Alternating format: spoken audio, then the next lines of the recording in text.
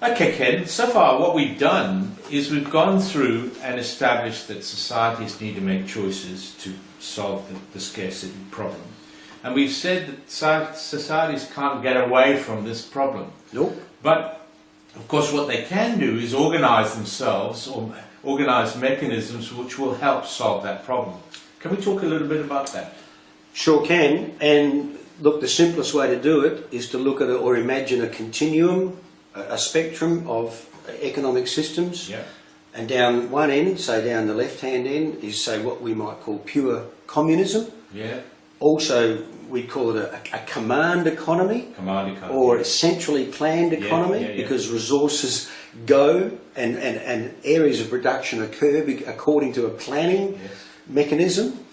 Down the other end of the spectrum, what we'd loosely call, say, pure capitalism, virtually no government control whatsoever, complete market-based allocation of goods and services, etc., etc. In other words, using or being dependent on the demand and supply.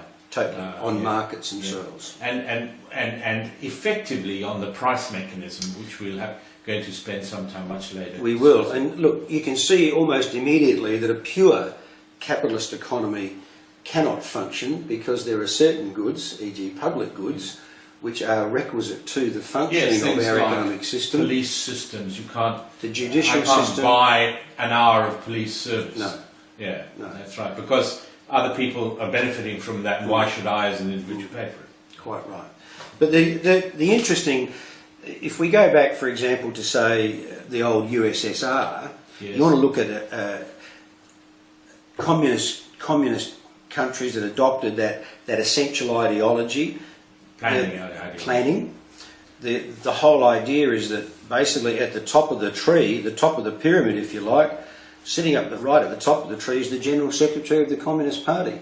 Yes. And at various times in Russia, well, the most famous, I guess, was Joseph Stalin. Then we had, of course, in succession, Khrushchev, Brezhnev, Gorbachev, etc., etc. But they basically said, this is what I want to happen. This is what I want to happen. And I want land, labour and capital to go into the production of more guns, more tanks, more planes, essentially. And there were historical reasons for Stalin to do that, of course.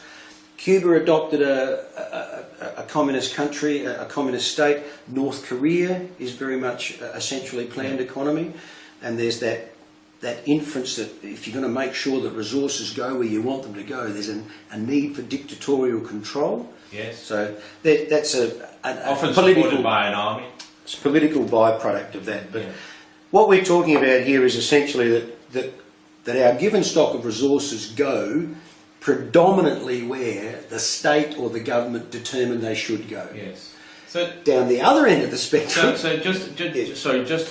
So the triangle here is indicating that you've got a top-down process, and there are various layers of decision making, where the factories, etc., at the very bottom, and the politburos up at the top end. And hence the term command economy, because the commands come from above. And the people down here are commanded what to do. Whereas in the market system, it's working in a sense the opposite way, because you've got the decisions of consumers working through demand, and the firms producing what consumers want, that dictates that allocation of resources. It's very neat because we like it, because that's what we've been brought up with. Yes. And basically the whole idea is that we'll make the link eventually that when consumer demand for something increases, the price of that item theoretically rises.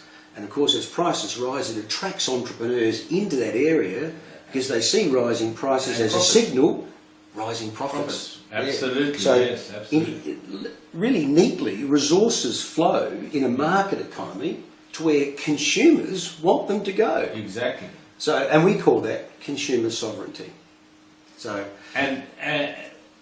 but it's quite clear that markets can't produce all our needs. No. And so there is a role for the public sector. For the public sector, and we get what we call the most common form of decision-making system, namely a mixed economy. A mixed economy.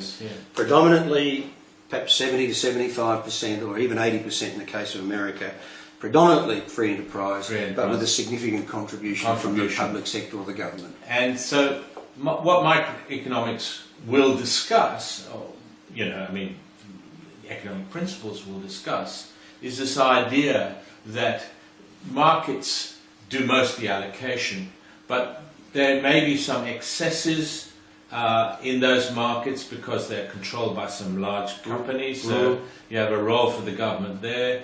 You have, we'll see as well that markets aren't always, you know, They don't always produce perfect outcomes. Perfect outcomes, and the government is also needed, therefore, to intervene in those markets, and we'll see as well that governments have to provide these public goods like the police services, etc.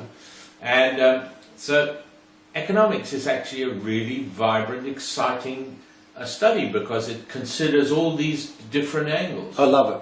Oh, so do I. I could talk forever, but we must go. We must go. Until next time. Until next time. See you, Okay. mate. Thanks.